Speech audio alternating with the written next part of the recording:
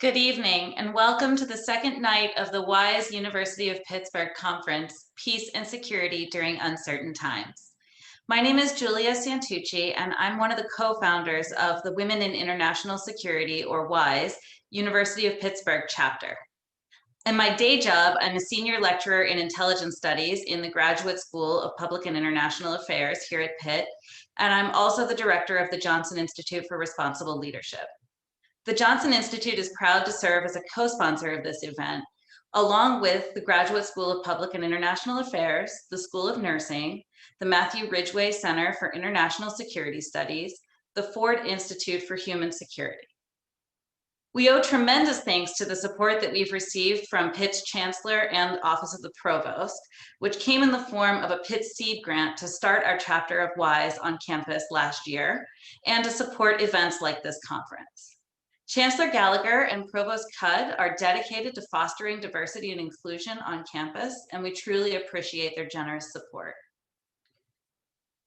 This conference also would not have been possible without the hard work of our leadership team in our WISE Pitt chapter, which in addition to me includes Professor Karen Warner in the School of Nursing, Sandy Prigg Monteverde, Assistant Director of the Matthew B. Ridgway Center for International Security Studies, Diane Cohen, Assistant Director for the Ford Institute of Human Security, and our student leadership team, including Taylor Broshar, Shannon Boehm, Laura Gooding, and Jillian Royal. Before I bring on our moderator to introduce the panel, I just wanted to say a few words about WISE and what it seeks to accomplish. WISE is a global organization dedicated to increasing women's leadership in many fields related to peace and security. Our chapter is just one of 9 US chapters and 25 international affiliates. We are truly a global network.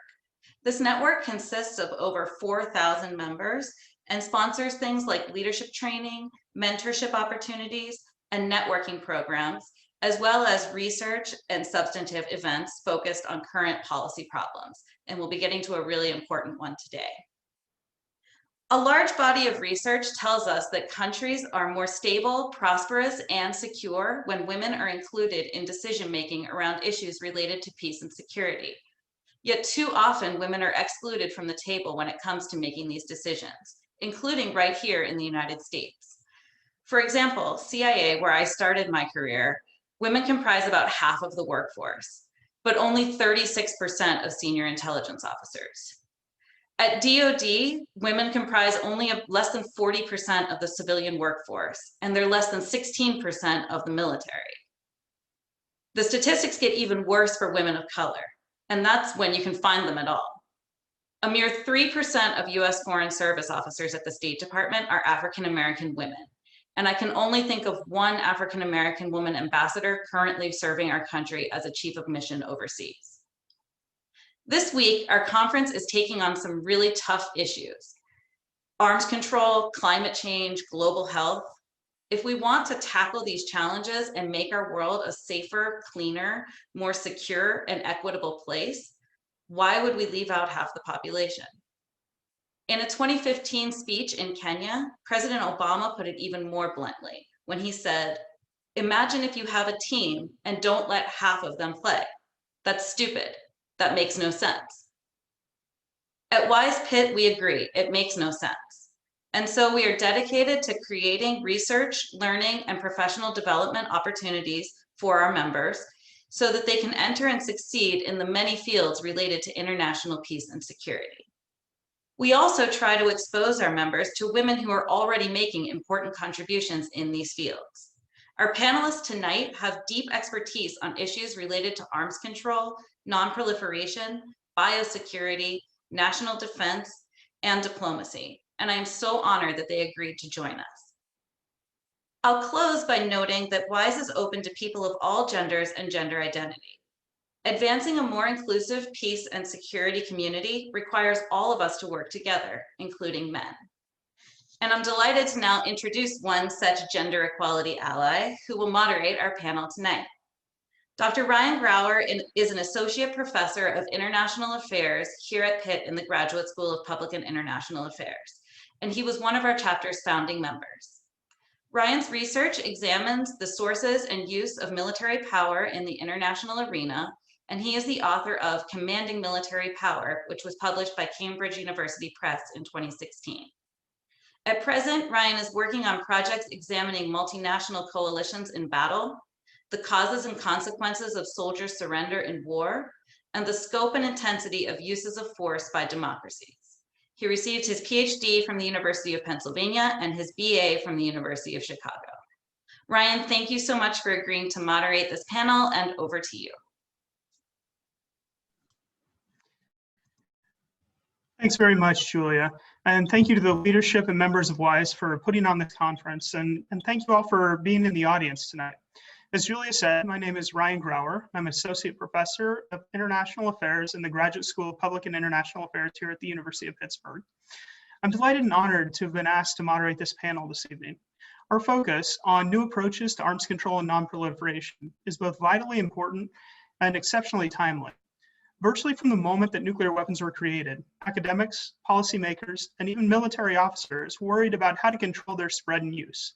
Indeed, when the US was still the only country in the world with such weapons, President Harry S. Truman wanted to establish an international agency that would control all nuclear weapons, or at least the production and management of weapons-grade fissile material. That obviously didn't come to pass, and the world saw considerable proliferation over the subsequent decades. The United States and the Soviet Union both created massive stockpiles with tens of thousands of warheads each during the Cold War, and several other countries developed nuclear weapons programs, albeit with smaller arsenals. The good news in the story is that due to a variety of arms control agreements, the United States and Soviet Union began to reduce the size of their arsenals, and today deploy only between about 1,500 and 1,800 nuclear warheads each. And while the proliferation of nuclear weapons to other states did occur during the Cold War, efforts to hem in the transfer of nuclear weapons through treaty agreements played a role in keeping that number much smaller than anticipated. The problem of arms control and nonproliferation is not solved, however. As we speak here tonight, representatives of the United States and Russia are meeting in Helsinki, Finland. They're discussing the New START Treaty, the last remaining major international nuclear arms control agreement. It's scheduled to expire in February 2021, and it's uncertain whether or not the treaty is going to be extended. The United States wants to include China in any renewed arms control effort, and Russia in response has insisted that Britain and France must also be included. There are some hopeful signs coming out of Helsinki, but there's still much progress to be made. At the same time that we are dealing with New START uncertainty, we're confronted with new developments in nuclear capabilities in other states.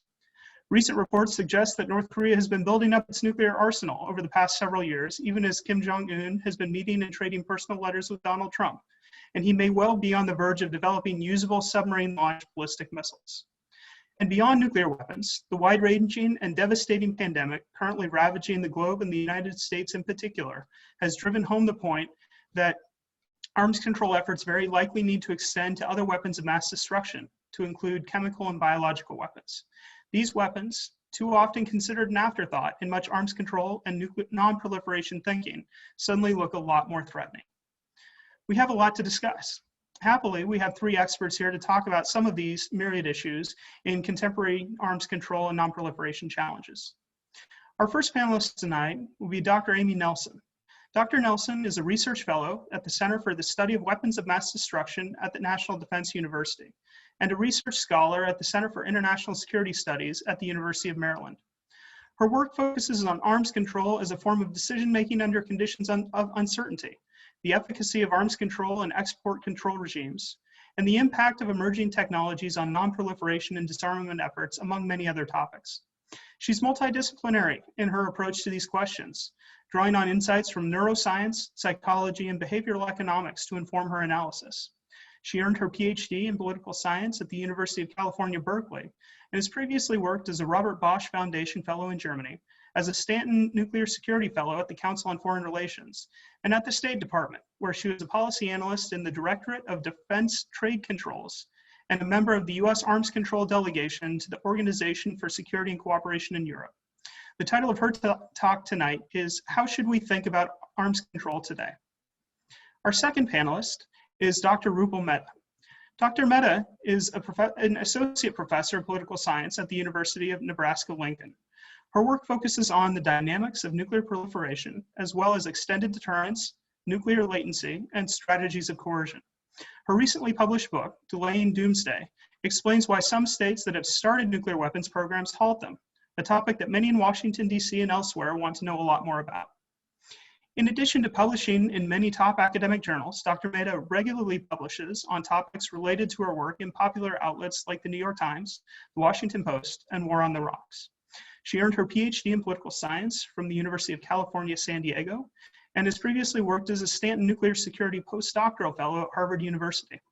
The title of her talk tonight is The Perils of Proliferation: Identifying New Approaches to Stopping the Spread of Nuclear Weapons.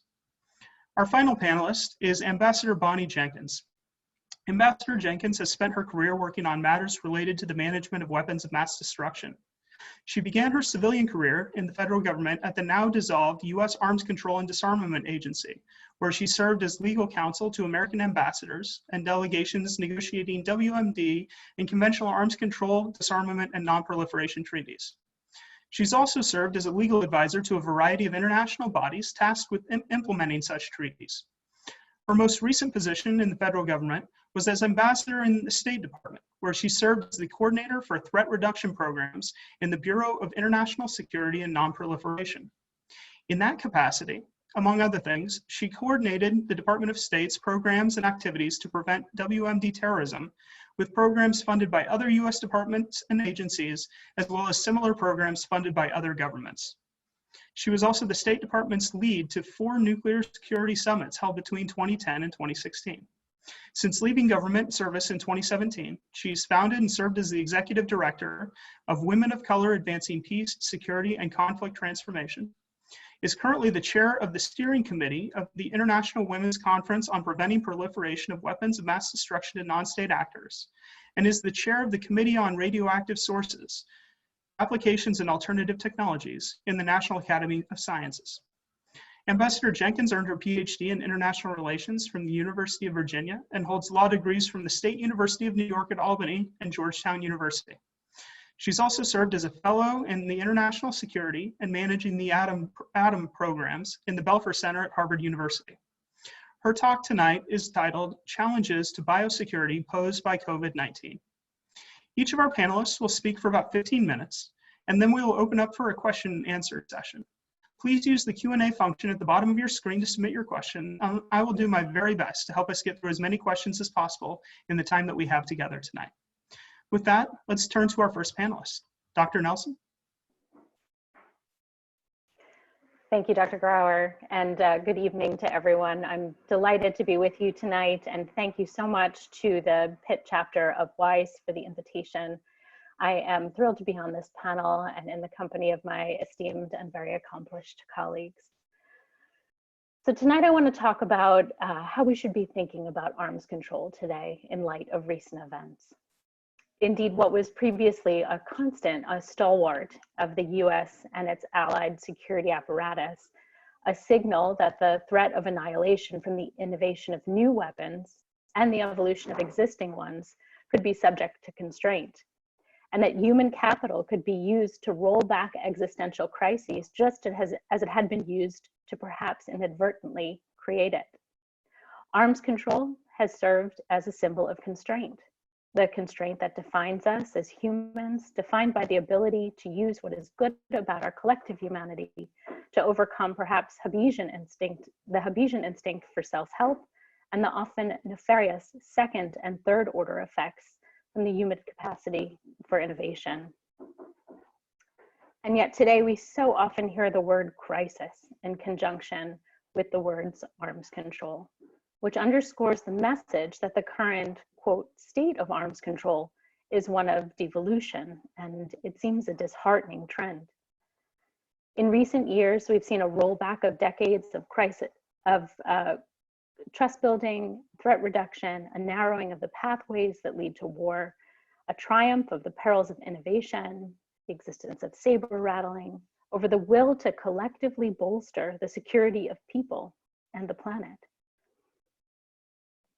One of these recent crises is the US withdrawal from the INF Treaty and the demise of this treaty, which has improved European and US security for over 30 years. as well as the looming overall demise of the troubled JCPOA. However, we now sit atop decades of arms control history, and the truth is, we've learned a great deal, and this information is valuable as we consider next steps. Namely, decades of treaty negotiation and implementation have been invaluable in revealing the benefit of arms control agreements to states for lowering their uncertainty and improving their security. We've had treaties governing nuclear and conventional weapons, bilateral and multilateral treaties, treaties of finite and indefinite length, and broad and narrow treaties. Specifically, we've learned about what benefits states want and realize from agreements, the security value of those agreements, and critically, how that value changes over time. This evening, I'll focus on 3 areas of these findings. First, how as treaties weather, their value changes, as technology evolves over time, and therefore, how their value changes correspondingly. Second, I'll talk about how verification regimes weather, and how we manage violations, or don't. And third, how does this tool of arms control serve the function of uncertainty management that functions best when it effectively increases security and lowers uncertainty, take on new value in the information age as a function of the information it provides? So first, evolving weapons technology and the weathering of treaties. Typically, bilateral arms control treaties for nuclear weapons are negotiated to last a finite duration. This is likely because states don't want to tie their hands or constrain themselves too much, or for too long with so much at stake, or holding so much at risk. The INF Treaty was a hybrid and an anomaly in this regard. It prohibited and eliminated intermediate range missiles or delivery systems tipped with either conventional or nuclear warheads from Europe entirely. The treaty itself was negotiated to be of an infinite duration, but verification provisions consisting of on-site inspections only lasted 13 years after implementation, until all intermediate range missiles were verified and confirmed to have been eliminated. Perhaps this was too optimistic. Ascribed the root of insecurity that drives state behavior to material weapons themselves. It was a compromise of sorts. The INF was less comprehensive than New START would eventually be, which covered both delivery systems and warheads. And though of an indefinite duration, the INF Treaty lacked the flexibility of what would later be seen as New START's freedom to mix approach, which allowed states to determine their own force structures composed of intercontinental ballistic missiles, submarine launched ballistic missiles, and heavy bombers, within fixed ceilings, and set a limit to the number of deployed warheads each side could have.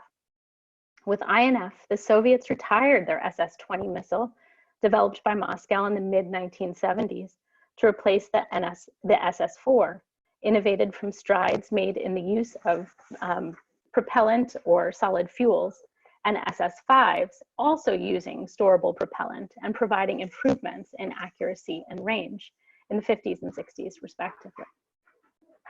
Today, the violating missile, Russia's 9M729, or SSC-8, which was developed in the mid-2000s and flight tested in 2008, employs guidance system technology and likely vertical launch system tubes. They're emblematic of the nature of technology to evolve weapons innovation, somewhat inevitable when research and development, particularly of the dual-use persuasion, aren't banned. The lesson: arms control agreements, particularly those of indefinite duration, need to be crafted in a way that allows them to evolve over time.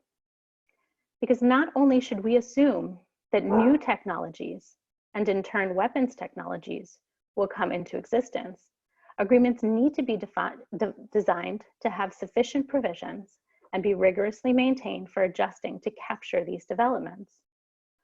The INF Treaty was negotiated to include a Special Verification Commission, or SVC, to serve as an implementing body for the treaty.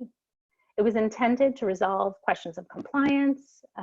It served the purpose of agreeing on measures to, quote, improve the treaty's viability and effectiveness.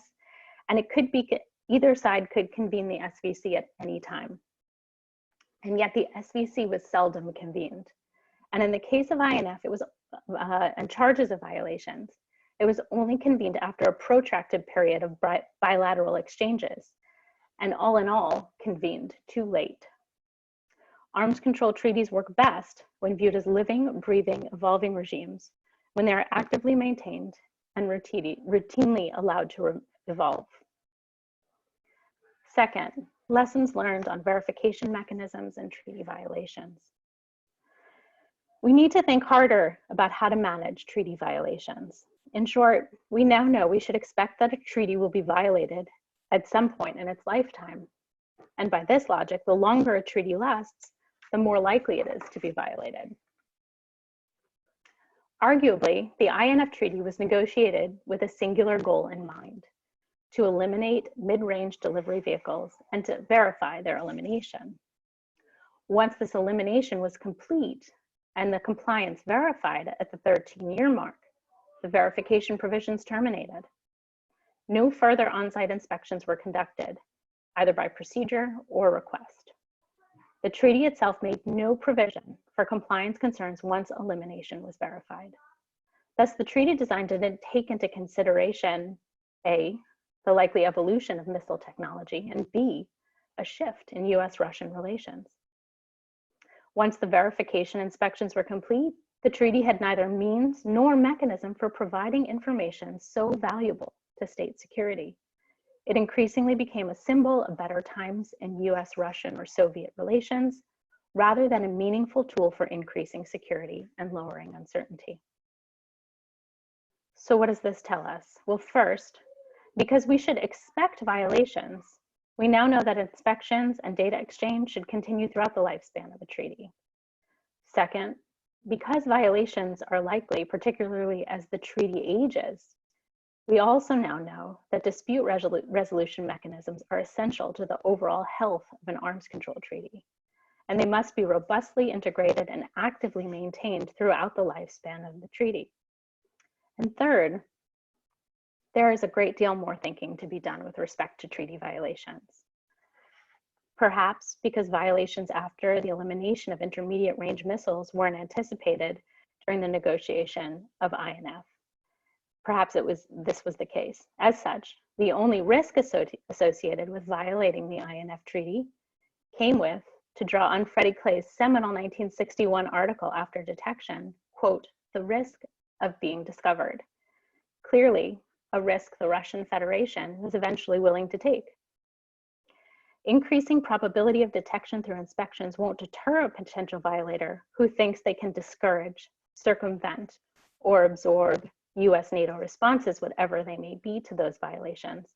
And to that end, we can work to classify the severity of potential violations, ranging from minor infraction to material breach, and codify proportional political military responses to these violations along that scale within the text of the treaties themselves. The JCPOA snapback sanctions is illustrative of this concept, a feature strikingly designed to appease US Congress.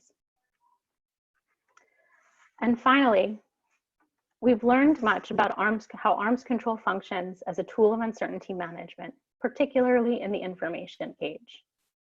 So here's my take on this. States are motivated to negotiate constraints to their arsenals in order to increase their security and lower their uncertainty. When arms control functions as a tool for providing access to information, which lowers uncertainty and therefore increases security, it maintains its value to states. This was, of course, more straightforward when, for example, nuclear weapons were first emerging. The problem's more complicated now. INF illustrated what happens when treaties weather and falter in this regard. Indeed, INF ceased providing sufficiently valuable information, arguably, when uncertainty increased and after verification inspections expired. As such, it declined in overall value, certainly to the Russians and possibly to the United States, which didn't allocate sufficient resources quickly enough to save it. More broadly, arms control increasingly finds its value in the information it provides. As technology has evolved, and with the passing of time, arms control treaties have evolved to leverage this. The JCPOA, for example, has the most intrusive monitoring provisions of any agreement negotiated to date. Each time the bar is moved upwards on verification, treaties function better as tools for increasing security because they offer states greater insight into the arsenals of adversaries, reducing uncertainty. Going forward, we'll have to take some other factors into consideration, and I'll highlight them briefly before I close out. First, we'll need to consider the value of legally binding arms control agreements writ large. We can debate the merits of continuing the pattern or tradition of legally binding agreements, but regardless, we also need more flexibility in these agreements. The flexibility of New START is a signal of progress in arms control, of the evolution of the practice and the tool to meet evolving security challenges, and this is a very good thing. Second, strategic stability and boom time innovation. It's really difficult to maintain both simultaneously. We need to consider how arms control can best function as a tool in this space. And finally, we have to consider the feasibility of smaller arms control building blocks, taking the small gets in a climate of high tension and uncertainty and low trust to bank as foundational agreements upon which to build in later years. And with that, Dr. Brauer, I'll turn it back over to you or to Dr. Mehta. Thank you. Terrific. Thank you very much, Dr. Nelson. Dr. Mehta. Excellent. Well, thank you so much. I just want to echo Dr. Nelson's thanks at the beginning to the WISE chapter, Julia, Dr. Brauer, and the rest of the organizers of this terrific event. I'm sure we've all been a bit distracted by other stuff that's going on in our current world today. But I think it's actually important now more than ever to spend some time thinking about a lot of the issues that we're discussing over this 5-day event. I'm going to focus my remarks today on a slightly different aspect of the questions and themes for today's panel, which is non-proliferation. Dr. Nelson, I'm curious if you would characterize your remarks as slightly optimistic. I, on the other hand, have a slightly more pessimistic perception or perspective on non-proliferation and the challenges moving forward. And it'd be interesting in the Q&A to have a little bit of a dialogue back and forth about whether or not arms control is one area where there might be some cause for optimism. But when we're thinking about non-proliferation, my sense is that a lot of the challenges that we face in the 20th century are growing even more challenging and even more pressing in the 21st. I'm going to focus my remarks today on what I think are two big branches of these challenges. One that's more on the international front, thinking about the challenges that we face as the United States, but in the broader international community, and then thinking about the challenges that we face in terms of deriving our own domestic policy. So I'll begin with the international perspective first. As I look at the landscape of nuclear security and specifically focusing on some of the areas that I've done my own work, I'm struck by what I think are some pretty dramatic changes that we observed in the past 10 years or so. One of the ones that I'm primarily interested in on, and the one that I think is particularly concerning, is that of alliance abandonment, or the overall fracturing and destabilization of alliances. Primarily, the United States managed a series of alliances throughout the 20th century to help stem the tide of nuclear weapons. By providing security to our allies and our friends across the world, we were trying to create a system whereby they themselves would not want to pursue nuclear weapons. What we've seen in the past decade or half decade is that this dynamic, this deal, so to speak, that we've made with our allies has been fractured and has been changing and evolving. As our allies begin to feel concerned that there are no patrons, or the demand for protection is outweighed by the willingness of the patrons to actually supply that security, we can start to see some new things unfold. First, they might themselves decide to pursue nuclear weapons. We start to see that especially with new conversations and white papers emerging from the governments in South Korea and Taiwan, expressing some interest in getting new forms of nuclear technology, whether they're primarily for civilian purposes or potentially for military purposes. Japan, too, has been taking on a broader share of their own defensive posture to ensure that if something were to change between the US and Japan, they were able to adapt to that. Second, we've also seen that a new set of allies have been quite interested in acquiring nuclear technology, especially sensitive nuclear technology. And the United States has been one of the suppliers of these forms of capabilities. But with this potential fracturing of alliances and with the pivots that we've seen in US foreign policy and US posture, we also start to see some other implications and dynamics emerge. First is that a whole new crop of adversaries might be encroaching upon these alliances and trying to get a sense of whether or not they can step in if there is a gap in leadership or if there are opportunities to develop relationships with some of the existing American allies.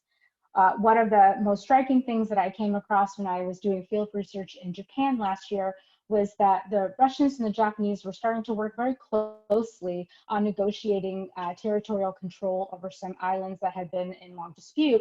And the Japanese were somewhat keen to keep the extent of these negotiations from the United States for fear that it might further disrupt or complicate US-Russian relations. So we're starting to see even now adversaries start to assess whether or not they can play an even greater role in the existing alliance structure that the United States set up at the end of World War II.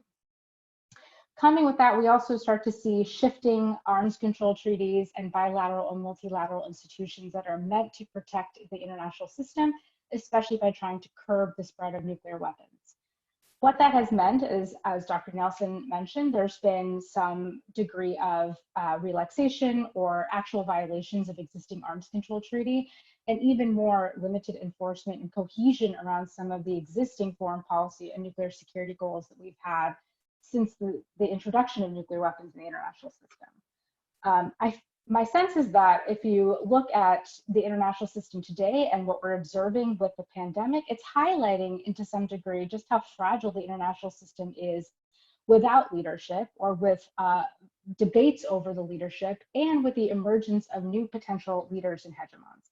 And if we start to use the JCPOA and the negotiations that emerged after the Iran nuclear deal as an extension of this, we can start to imagine what would happen in the international system where the United States no longer is playing a significant role, and either the Russians and Chinese start to take up that mantle and become a hegemonic leader in the nonproliferation regime and the rest of the international system.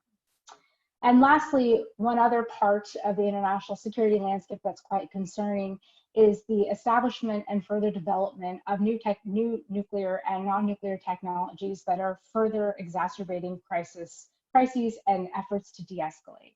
Both the Russians and Chinese have started to develop new forms of hypersonic weapons that are ostensibly meant to quicken the pace of a crisis and make efforts to de-escalate even more challenging.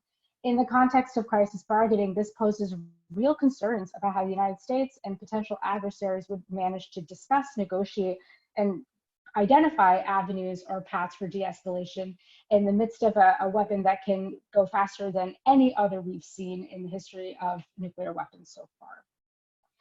That's one realm of the concerns that I have for the nonproliferation to the system today.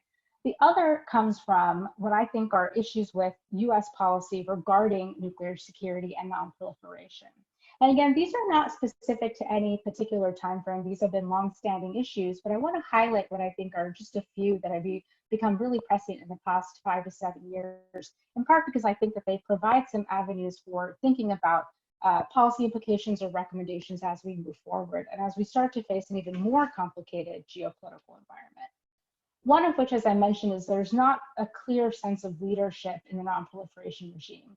Historically, the United States has been at the forefront of the nonproliferation regime, and we have often been at the forefront of discussions and engagement with proliferators to stem the tide of nuclear weapons and to stop them from acquiring nuclear weapons. That's no longer the case as much anymore. We're starting to see the erosion of nonproliferation norms and even the active facilitation of the proliferation of sensitive nuclear technologies to dangerous allies. One of the most clear examples of this was the recent transfer of sensitive nuclear technologies to Saudi Arabia by the Trump administration just within the past couple of years. Much of this was done without a lot of knowledge and insight from the rest of the intelligence community and certainly not the general public. We've also seen there be an encouragement of strongman dictators, often whom have nuclear weapons that can pose even more dangerous threats to international security. Thinking here primarily of Kim Jong-un, but other ones exist in the international system. There's also been the encouragement of arms racing, the building up of the nuclear arsenal, vertical proliferation, ostensibly in the hopes of pressuring Russia to renegotiate New START, that has often laid bare the very risky nature of this strategy at the best. We're also concerned over the revelation of classified technology, as well as the discussion of some of these technologies, even though they haven't been fully developed yet. And lastly, something that I think has become an issue over time, but certainly not reflective of this particular time era, has been the unitary authority over nuclear weapons use. The pandemic and the ripple effect through government and through the Pentagon, as we noted even this morning, suggests that there are some vulnerabilities in a system where a single individual is to have total control over nuclear weapons. This is something that former Secretary of Defense Bill Perry recently discussed in one of his recent books as one of the biggest challenges that we face in nuclear command and control in the United States. Now, those are a whole set of challenges, and some that are much easier to solve than others. But what I think this genuinely reflects is that there is a lot more work to be done. The success of the nonproliferation regime in the 20th century is pretty remarkable. Of the 34 states that attempted to acquire nuclear weapons, only 9 persist today. So to some degree, that's indicative of the success that the United States and the nonproliferation regime has had over the past 100 years, or over the past half century or so. But what this can suggest, however, is if we are complacent and if we start to lose our focus on stemming some of the problems that we see emerge, or if we start to lose our perspective on the efficacy of some of these policies, that very impressive progress that we've made in curbing proliferation can start to decline. So what does this mean moving forward? I'm going to end now with a couple of recommendations and implications for policy as we think about the next steps in terms of the nonproliferation regime. First, there has to be a dedicated renewal of nonproliferation norms and rules and regulations that are adherent with the Nonproliferation Treaty, as well as other international regime discussions. There has to be a concerted effort to have a multilateral negotiation and discussion with the rest of the nuclear powers, as well as nuclear aspirants, to assess what those standards are, what those norms are, and adhere to them, despite there being political purposes or political preferences for violating them. Second, there has to be a concerted effort to reestablish arms control treaties. And as Dr. Nelson mentioned, this is going to be one of the greatest challenges that we face moving forward, but arguably one of the most important. And third, I think there has to be a better understanding of the incentives and disincentives that the international community can leverage as we try to discourage other countries from acquiring nuclear weapons. In my own research, I found that despite what we might say about sanctions and even threats of military force, is actually providing incentives, rewards that can convince countries that have otherwise started down the nuclear path to stop those efforts.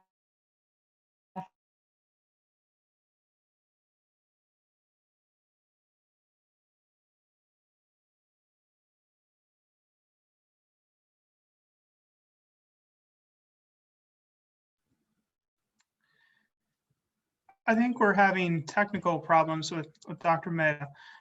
Hopefully her Wi-Fi comes back soon. If so, I'll give her an opportunity to finish up her thoughts before we begin our question and answer period. I think now what's best to do, just a quick reminder before we move on to Ambassador Jenkins. Anyone that has questions, please begin submitting them. I'm keeping track and we'll get to them very soon. But for now, let's move on and talk to Ambassador Jenkins. Thank you. Great, thank you very much. And thank you for inviting me. I really do appreciate being here and having an opportunity to talk about these important issues on arms control and nonproliferation. When I thought about what I wanted to talk about today, I was leaning toward, excuse me, frog in my throat. I was leaning toward nuclear because I think that's the issue that gets a lot of attention, obviously, and there's a lot to say about it because there's so many challenges right now. And I think you've heard a lot about some of those challenges. But I also want to recognize some of the other areas of arms control that can also use some discussion. And one that is particularly relevant to what's happening right now is related to the infectious disease crisis with COVID-19, and also the biosecurity side and the concerns about arms control issues related to that. So I do have some slides which I will share, and hopefully this will work out fine and not be a problem. Here we go. I'm assuming everyone can see that because I can't see you. So I'm hoping you can see. So let me start this slideshow. Let's see. Okay, so so as I said, I'm going to be talking about biothreats in the age of COVID-19. And one of the things to keep in mind as we talk about this is to understand that there's a direct connection between biosecurity, bioweapons, nonproliferation issues, and the infectious disease issue. And the basis of the connection really started back in 2009, and when the Obama administration developed a strategy for combating biothreats. And what this strategy did was it started to bring under one umbrella different types of biothreats. And mainly, of course, focusing on biological weapons, nonproliferation issues, but it also started to incorporate issues of infectious disease.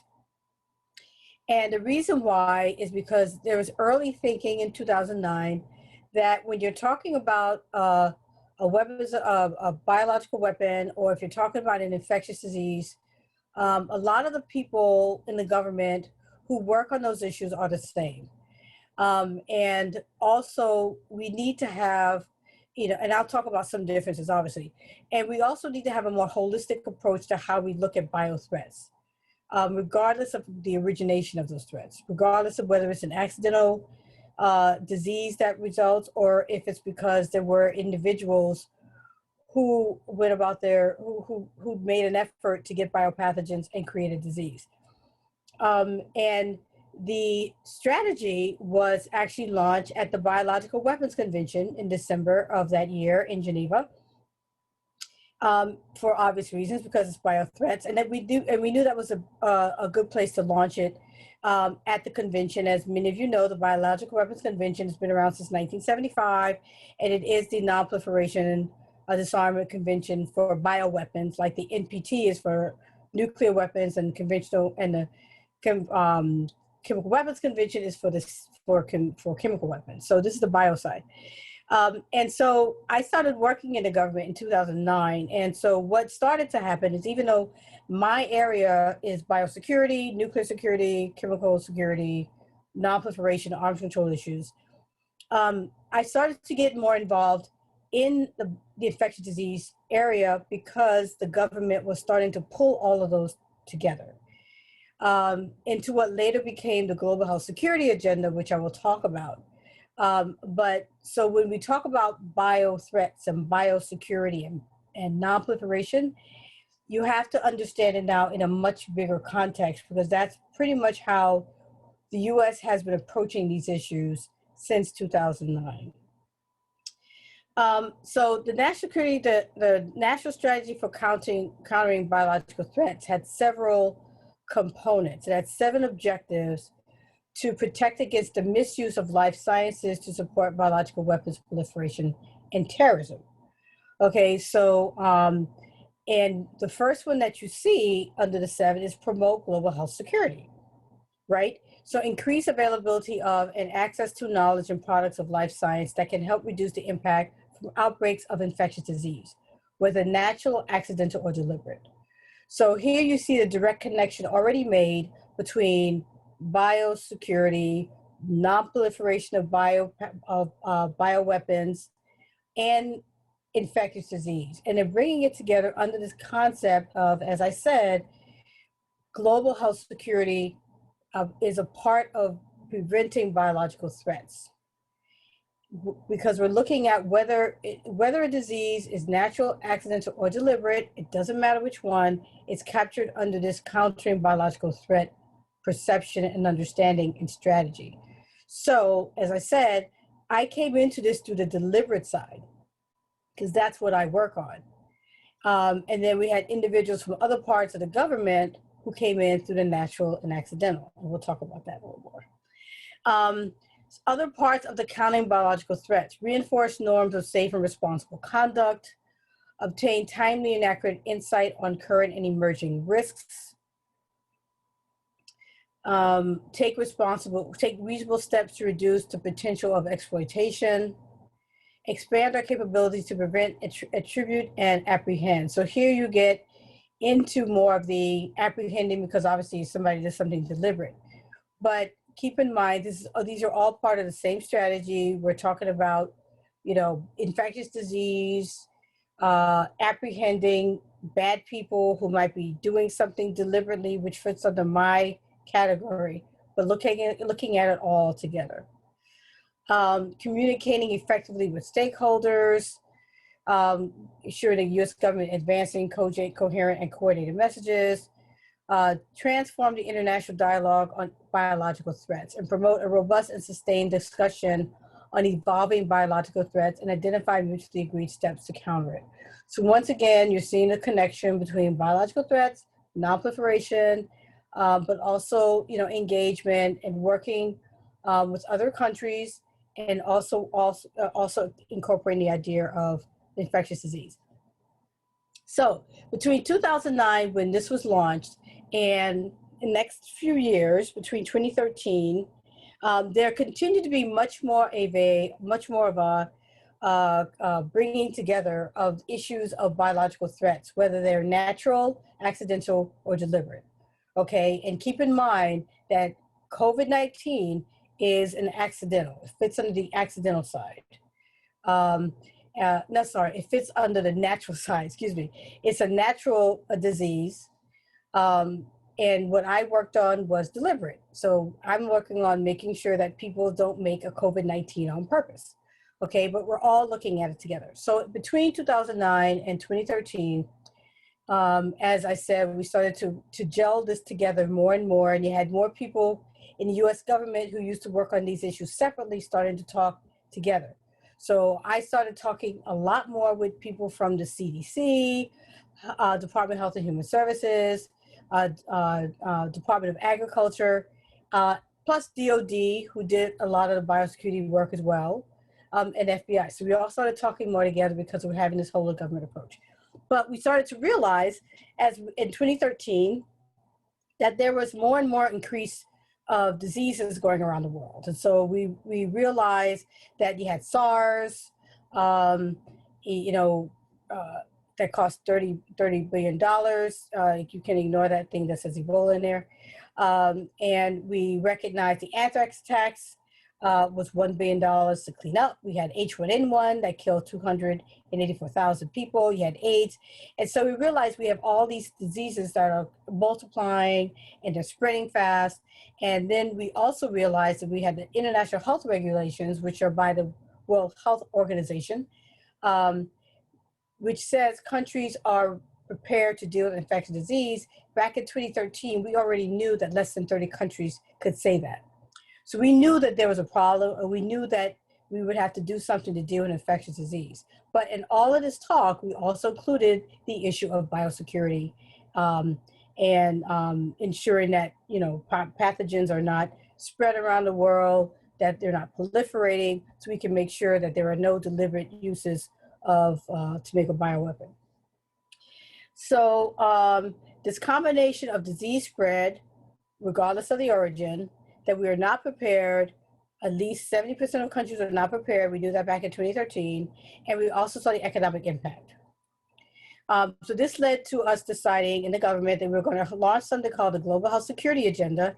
And what this does is it's an effort to prevent, detect, and respond to infectious disease threats, whether natural, deliberate, or accidental. Okay, and so we recognize that this has to be a whole of government approach because we had already been doing that since 2009, as I mentioned. We recognized we had to work with international organizations like the World Health Organization and others. It had to be a One Health concept because over 60% at least of diseases that human gets come from animals. So we have to bring in the veterinary sciences and environment because we have to deal with food issues. And we also needed to deal with the non-governmental sector. But for the purposes of this talk, this was a way in which we were dealing with bio threats, bioweapons, combined with the issues of infectious disease. So we launched this in 2014 in February. This photo is just pictures from the launch in 2014. And in the bottom right, which is what I like to use because it shows the whole of government approach, you see people like myself in the white blazer working on biosecurity issues, biopathogen issues, preventing biopathogens getting in the hands of terrorist hands, preventing proliferation, working with Department of Defense, the White House, CDC, USDA is back there as well. So this showed the whole of government approach and how we're bringing everybody together.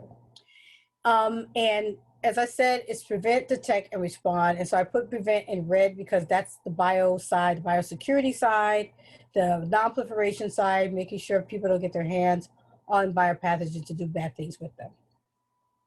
And these are all the entities in the government that still work together on these issues of global health security.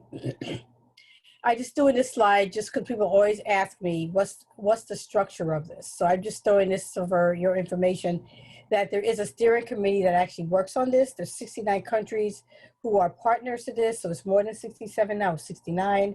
This gives you an idea of who the countries are. And I put in green the countries who are part of the steering group. Okay, so the 69 countries, that's not all of them. That's as many as I could put on the slide. But there is a committee, there is a steering committee that actually pulls all of this together. And biosecurity, non-proliferation issues is captured in all of this. One other thing I want to point out is that the way in which this is being implemented is through these action packages. And these are the original action packages. There's a fewer now, but I put in highlight biosafety, biosecurity in red, because I want to show that it's part of this entire effort to strengthen capacity around the world to be able to prevent, detect, and respond to infectious disease threats. And countries, the 69 countries are working together on these action packages on ways in which they can increase their capacity. And you see biosafety and biosecurity is a part of all of this. I show this slide just to get a sense of this is an example of one of the action packages, obviously biosafety, biosecurity. That's the one that we're talking about today. So I pulled that one out just to get a sense that what we do is we go to countries and we grade them based on their capacity for the different action packages. And this is on biosafety and biosecurity. And you can see the 3 different colors, red, yellow, and green. The reason why you have these 3 colors is because we do an assessment of a country to determine what their baseline is. And through that assessment, we can tell where a country is on that line of either needing a lot of help, like in red, or a medium amount of help in yellow, or they're really good on something in green. So this is just a biosecurity one. I wanted to show you this, and I could talk about all of this more in the Q&A, but I just want to give you a sense of what's been going on. And this is to show that a country, it's a 5-year graph. So like in biosafety and biosecurity, you want to show that in 5 years, a country's in green. So their biosecurity abilities to prevent, non-state actors from getting pathogens so they can make a weapon or make a disease like COVID-19 on purpose, to make sure that a country is secure and that there's no proliferation possibilities because their pathogens are secure. These are the current action packages now. Biosafety and biosecurity is still clearly in these. You see some of the other ones that are not as much biosafety, biosecurity related. You see immunization, surveillance, these other areas. But for the purpose of this, I wanted to show the integration of biosafety and biosecurity. Recently, the Global Health Security Agenda released a statement on COVID-19, and it's making the point that GHSA has to be much more prominent on these issues, must continue to work together on the COVID-19 threat, and keep in mind that the work that this includes is everything that includes natural, accidental, and deliberate weapons, or infectious disease. So there's still an agreement among countries, the 69 countries, to work together on issues dealing with COVID-19. There was a 2018 National Biodefense Strategy that talks about, once again, mitigate risk from natural, accidental, or deliberate bio threats. So continuing to focus on the need to prevent proliferation so that we can make sure bad actors don't get their hands on pathogens. And the thing to highlight here when I talk about it, just to make sure I'm closing the loop, is that you need to step away from the purely arms control focus and understand that this is being done in a much larger scale in terms of bringing in different parts of bio threats. So it's not just arms control purely, it's arms control and infectious disease and other things, regardless of how it happens. So what's now? So I'll make sure I didn't leave anything. So obviously, despite all the work that's been done in GHSA, we're still not as prepared as we could be. Funding for GHSA was reduced after the launch, and it was reduced in 2018. That resulted in a lot of our CDC staff having to be pulled back from countries, which was not a good thing. It went from 49 countries to 10 countries. A lot of the work that they were doing overseas on GHSA, on prevent, detect, and respond, was decreased as a result of that. I think everybody knows about the White House National Security Council Directorate that was closed in 2018. But GHSA continues. This effort to prevent, detect, and respond to infectious disease threats continues. And so the questions now, we're in the middle of COVID. So, people ask me questions about what's the status of biosecurity? What's the status of, all the work that was done now that we have COVID-19? We don't really know. Countries are still out there, securing their biopathogens, going to the Biological Weapons Convention meetings, talking about security issues. That hasn't changed. I think, like everything else with COVID-19, there'll have to be a reevaluation of where we are, what has happened, what have we learned, not just regarding infectious disease purely, but what have we learned about biosecurity? What have we learned about our ability to make sure that if this was not accident, if it wasn't natural, what if it was intentional? What did we learn from that? Are there things that we need to do to strengthen our ability to prevent proliferation of these pathogens? And so it's not just, we just have to make sure after all of this has been resolved, whenever that is, that we know that we have learned something in the area of biosecurity, and making sure that we never have a case where you have something like a COVID-19 that's a deliberate act. So I think I'll leave it at that. This is just one of the ministerials from GHSA. And I'm happy to answer any questions about this. So that's it. Thank you. Terrific. Thank you very much, Ambassador. Dr. Mehta, you froze up at the very end. Did you have a last thought that you want to leave us with? No, I think my last thought was that I'm very much looking forward to the conversation that we're about to have. So I look forward to the questions now. Thank you. Terrific. Okay, so thank you all for your presentations. Very thought-provoking. I have a lot of questions, and I'm seeing a number of questions come in already. So for those of you in the audience, if you've not sent in your question yet, please do so. But while you are formulating and typing them out, I'm going to take the moderator's privilege and ask a question first that I think applies to all, or is appropriate for all three of you. So Dr. Mehta laid out a distinction in the challenges in the realm of arms control and international agreements, looking at both international and domestic challenges. And I'm curious as to how you see the relative balance of those challenges. So Dr. Nelson, if we had a Hillary Clinton administration, would we have still left the INF Treaty? Dr. Mehta, how do you see the balance of these two factors? We know that John Bolton, who was Donald Trump's former national security advisor, knows of very few international agreements that he likes. Is this a Trump administration issue, or are these domestic challenges likely to pose similar hurdles in a future administration?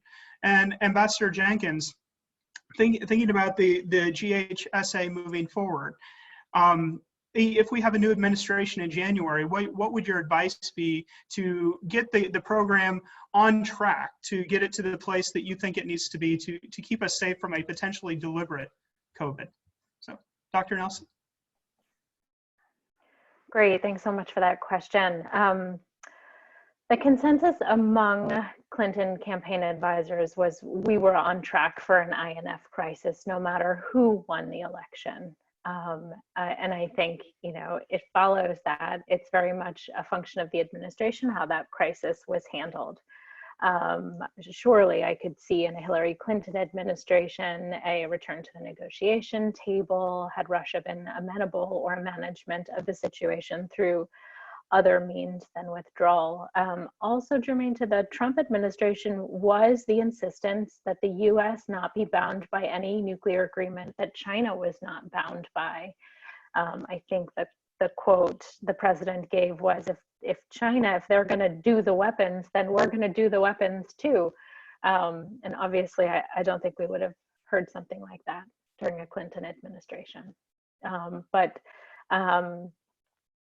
Secretary Clinton is, by definition, a diplomat, and I think we would have seen a bigger diplomatic overture.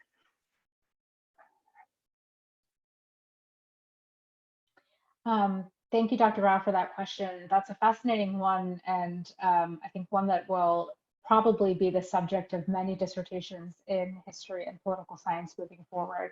I'm struck by the question and a memory that I had from a visit to the French Defense Ministry in 2018, where I was conducting some interviews with some of the policymakers in the Ministry of Defense. And I raised something akin to this question, which is, is there the expectation of some degree of similarity across administrations, especially when it comes to international policy and nuclear policy? And this advisor said, we've never before been in a position where we expected such a giant leap from some of the existing policies of the party from a previous administration. So here he was talking about the divergences from the Trump administration, from the Bush administration, which were led by the same party. I think in this scenario where we're dealing with both a wide range of domestic and international challenges, I'm a little bit surprised and I think disheartened to say that I think we're facing more domestic challenges at this time than we are international ones, in part because, especially if we look at something as focal as the JCPOA, the international community has reached a consensus on Iran's nuclear program and has determined through a series of verification measures that were done by third parties as well as by independent assessors that Iran was in accord, especially in the early parts of the agreement, were in accord with the deal. We stood alone in withdrawing from the agreement because we thought that they were not, or we had a variety of reasons for doing so. In this sense, I think the lack of a consistent foreign policy and the nature in which our foreign policies are chosen actually presents a much bigger series of questions and challenges than does the international community broadly. And I'm not certain if that will change in November, although my expectation was, especially if there's some degree of continuity between the Obama administration and a potential Biden administration, we can expect to some degree of similarity and at least convergence on policy principles.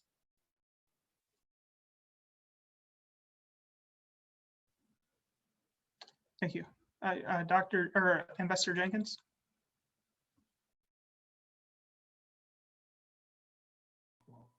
Thanks. My My computer was doing weird things for a second.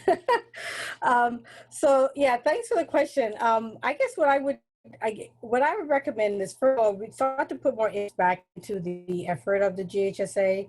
I would imagine that after COVID-19, there would be much more of an understanding that we have this entity that's really not being tapped into as much as it could be in light of what's going on. So I think that would be important. Increase funding on these issues, because when you're increasing work in the GHSA overall, you're increasing the work and emphasis on the biosecurity work. And the biosecurity package is probably one of the strongest ones in the GHSA because of all the work that's been done on the bio side since the Biological Weapons Convention in 1975. So it's been one of the strongest parts of the initiative. Third, I would make sure we do not leave the WHO. The GHSA has been all through it. We've worked extremely closely with the World Health Organization. We've worked closely with the other two multilateral organizations, the Food and Agriculture Organization and the Organization for Animal Health, because we need to work with all three of these to deal with the One Health approach, which is human health, animal health, and environment. And so we need to be working with all three if we're going to be dealing with this whole issue of infectious disease, regardless of whether it's biosecurity or the reason being a natural or accidental disease issue.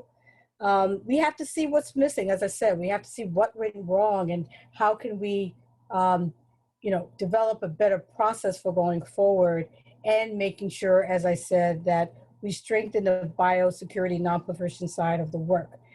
And of course, funding. We need money. This is not easy to do. Trying to strengthen capacity of countries around the world to prevent, detect, and respond to infectious disease is not cheap. And it's a very expensive venture. And the US, I think, thought we were a heck of a lot better than we turned out to be. I think we were thinking, oh, we can handle this, it's probably over there, and we're having worse problems in a lot of other countries. So the funding is not only just to help others, we got to help ourselves. We got to figure out what we need to do to make sure that the issues of prevent, detect, respond are strong in the US as well as internationally. Great, thank you so much. So we've got a number of questions from the audience now. The first one I think is a very good question that I think any of you can answer. So I'll throw it open to the three of you. David Ash asks about some of the critiques of international agreements. And he notes that one of the common talking points against signing arms control treaties like the JCPOA, et cetera, are that by making these deals, you're effectively endorsing a whole host of policies of your interlocutor. And so how do we think about separating out the issues that are part of a treaty versus the policies pursued by the country more generally, and whether or not the interaction of the two impacts how we should go about doing arms control?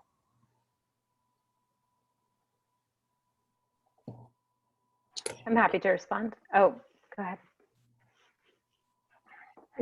Okay. Well, I guess, I think there's a couple of things to keep in mind is that, we have a number of treaties that we have with other countries that we have not gotten out of. We have gotten out of more major treaties or agreements recently than I recall since I started working on these issues. The INF and JCPOA, it's been a lot of really, not only big treaties, but organizations like stepping out of the World Health Organization is a pretty big move. So, treaties are not perfect, but they certainly are not this is kind of not a typical situation to be getting out of big treaties like this, or in the manner in which we're doing it, in terms of not having enough, what I think, discussion. So I would start with that. And I would say that treaties take a long time. Treaties have traditionally, like the Chemical Weapons Convention took years. It's a long process, and it's a long process normally with these arms control treaties because of what countries are doing and giving up. And so it's not done easily. It's done with excruciating long hours. And so that's why normally when a treaty is done, states normally stick with them. They don't get out of them with new administrations. We've had the BWC since 1975. They had the NPT since the 70s. We don't just normally just jump on the treaties because we see how much time and effort it takes to go into them. And so with the concept of accepting policies, you're not really accepting a policy of a country because policies can change, you know, but when you're talking about giving up a major weapon system or at least willing to sit down and negotiate, that's only done after a country's already done its own internal decision making that they even want to do that. And so when you have these treaties, you know, they go through the years. We've had years since the 70s with the BWC, and it's still here. And policies have come and gone. But the issue is something was so important and a weapon was so bad that the international community figured we don't want any of them. And you're going to have cheat here to cheat there, but it's not enough for the international community to say we need to throw the whole thing out, because you don't get agreement unless there's compromise, and there's always compromise, and somebody's giving something up. So I guess that's kind of my initial thoughts to that. Great, thank you. Dr. Nelson, did you want to speak to this issue as well? Yes, I'd love to. Thank you. So to speak directly to the question asked, it's very much what is the value of a diplomatic approach in relating to your adversary. You can think of it as three buckets: the diplomatic approach, the military approach, or kind of like the sanctions approach. So you know, warcraft by other means. It's a conscious choice to engage diplomatically, and we know that it's sort of foundational to making inroads, building trust, to it precipitates follow-on agreements. So I wouldn't say that it is I forget the language used in the question, but kind of that it's reinforcing the policies of a state that don't align with yours, but rather finding or making common ground upon which you can build. If we look all the way back to US-Soviet negotiations, the US and the Soviets could talk about arms control when they couldn't talk about anything else. When they did not agree on anything else, they couldn't talk about human rights, they couldn't talk about democracy, but they could talk about how their weapon systems related to each other. And there's tremendous value in that in terms of building shared understandings, building trust, and establishing shared security goals. I completely agree with Ambassador Jenkins. Arms control treaties are really costly investments. And so to walk away from one is really, you have to consider the resources, the time, the energy, the money that it took to get those agreements. And along these lines, I will say the high variation in policies of the prior administration and this administration is a deterrent for would-be negotiators with the United States. They don't want to come to the table and negotiate an agreement that's then going to get tossed out after November. And I think that's something really important to consider when we're walking away from treaties. Thank you. Great, thank you. Dr. Mehta, the next question is for you. It's from Karen Warner, one of the faculty founders of WISE Pittsburgh chapter. So she says, thank you for sharing your wealth of knowledge, and she wants to know if you can talk more about the concept of alliance abandonment and the implications it has for how countries are relating to one another. Is the strategic balance of power shifting in different regions of the world as a result? And how is this upsetting perhaps old style approaches to arms control? Well, thank you for that great question. And it's a really complicated one without a set of clear answers. But just to give a sense of what some of the concepts are from the literature and from the policy discussions, when we're thinking about alliance abandonment, we're thinking about scenarios in which the patron or the state that's meant to provide security for an ally decides to abrogate the treaty, decline to provide that protection, or shift the nature of that protection so it's less sort of robust. And in these scenarios or these circumstances, the part that I'm really worried about is that ally, especially if they're residing in a dangerous neighborhood, might avail themselves of this freedom, so to speak, from the alliance to go and pursue capabilities that ensure their own protection, but could further disrupt the balance of power or destabilize the region and the environment around them. So from that perspective, there is going to be some impacts on the strategic balance of power. If we were to imagine, for instance, a horrible scenario in which South Korea and Japan and maybe even Taiwan, 3 US allies in East Asia, decided to pursue their own nuclear weapons programs, which they have done in the past, at this time, because they were concerned about the robustness of US protection, that would have major and dramatic and deeply unsettling implications for not just the regional security, but also international security broadly.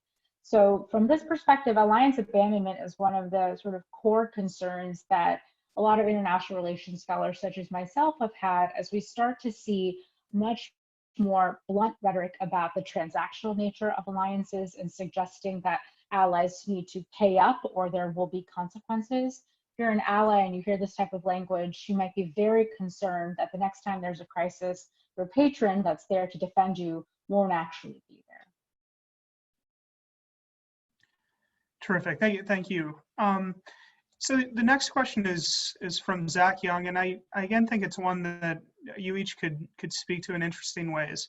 And it's about non-state actors. We've been talking a lot about arms control agreements between states and some international organization involvement. But Zach has a question about the threat posed by non-state actors, either through the acquisition of potentially nuclear or radiological bombs or bioweapons. How serious should we take this threat? And is there a way to shape the way in which we approach arms control and nonproliferation in all of these realms to minimize the possibility of non-state actor usage?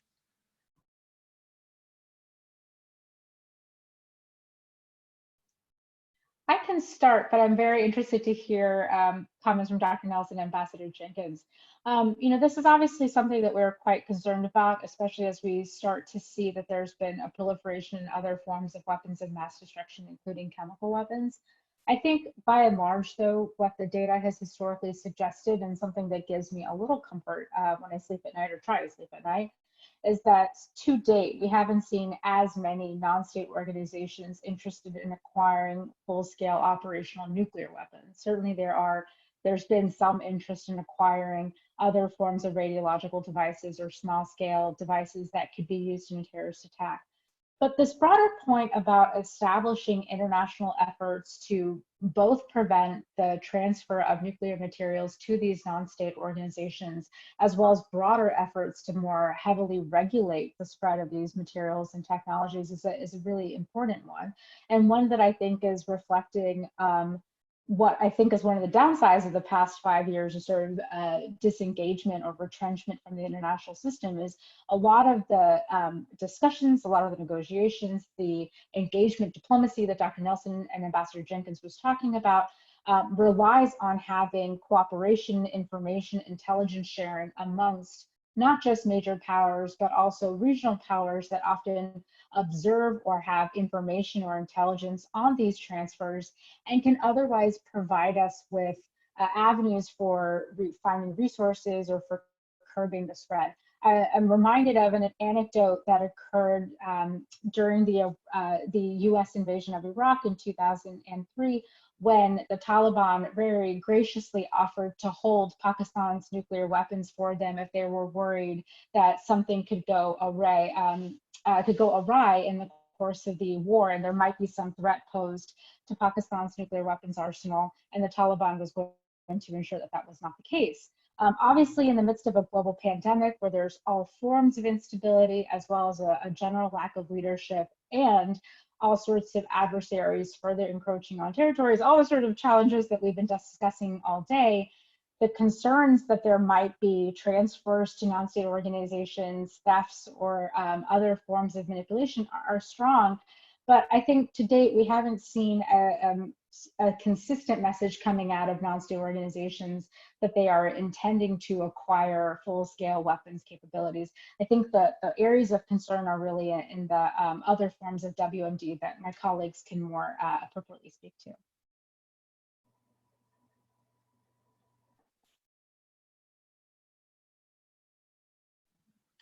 Dr. Nelson, go ahead.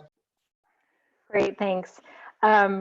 I completely agree. There have been a number of studies conducted, academic and intelligence-wise, showing how non-state actors, violent extremist organizations, lacked the sort of institutional knowledge required to develop certain weapons of mass destruction, and the ability then to integrate it into their kind of fighting force. What does keep me up at night is the proliferation of delivery devices, which stand to lower the barrier to, or lower what's required in terms of know-how and integration. So we've seen the widespread proliferation of cruise missile and UAV technologies, for example, which can deliver a great many things. And then I'll just add that along the lines of information sharing with allies, what also keeps me up at night is the extent to which we're competing with our allies in the development of dual-use technologies, whether it's to integrate them into battlefield operations or to corner the market for their commercial sale. And if we're competing at that level, we should be communicating a lot more about the trajectory of these technologies, these dual-use technologies in particular. Thanks. I think what I'll add is a lot of the work. Well, basically, when I was at State, my main focus was preventing WMD terrorism, a non-state actor focus. And the work that I talked about with GHSA is really focusing on the non-state actor issue. It obviously has state focused implications as well, but certainly it's much more focused on preventing the individual from getting into a lab to get the pathogens. The work that we did on the nuclear security summits, those 4 summits that were done, were focusing on non-state actors trying to get their hands on highly enriched uranium or plutonium, or and creating a regime that focused on nuclear security for the very purpose of preventing non-state actors. There's also U.S. Security Council Resolution 1540, which focuses a lot on non-state actors in all 3 areas of weapons of mass destruction, and even focuses on issues of terrorist financing. And then there's an organization called the Global Partnership Against the Spread of Weapons and Materials of Mass Destruction, which I was a U.S. representative to, and their work focuses mainly on non-state actors. And it's over 30 countries that are working together on programs around the world to prevent non-state actors from getting their hands on chemical precursors, biopathogens, or nuclear material. So there's certainly a lot of the stuff that's under the radar screen that's happening, that's being coordinated internationally, and also domestically. There's activities going on. So it certainly is an area of concern. It has remained an area of concern certainly since after 9/11. And even a little bit before 9/11, there's this regular focus on, you have to worry about the states, but you also have to worry about the non-state actors. And the type of programs that you do differ from what you do for states than what you do for individuals, particularly since if you're worried about individuals, you got to worry about a lot more of where they can get around than if it's a state. So it's different type of programs that are there. So if you're interested in that, you certainly want to do some more digging in things like Security Council Resolution 1540, the Global Partnership, and some of the other activities that are actually going on. So thanks. Terrific, thank you. So we are running very low on time, and I'm not going to be able to ask all of the questions that have been posed. So apologies to any of our audience members whose questions haven't been asked. But I think a good way to end is a question posed by an anonymous attendee, and I'd like to hear from all of you about it. What advice and recommendations do you have for undergraduate and master's students who want to follow in your footsteps? You are all very accomplished. And we have students that are interested in how to do what you do. So where to look for internships and skills? What do they need to be doing now so that in a few years they can be where you are? So maybe let's go in the order of the presentation. So Dr. Nelson, Dr. Mehta, and finish up with Ambassador Jenkins. Great, thanks so much. A fantastic question.